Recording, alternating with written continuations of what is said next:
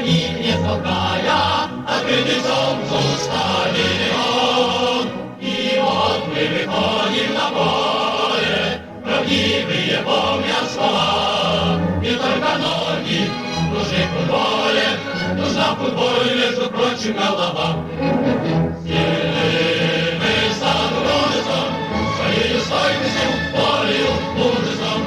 Сильными с нормой, всегда умелою, целою, ловкою. И трудностей не бойся, если путь прошел, важней команда, ты вернее гол. Стремительность и твердость, решительность и бодрость, вот это и есть футбол.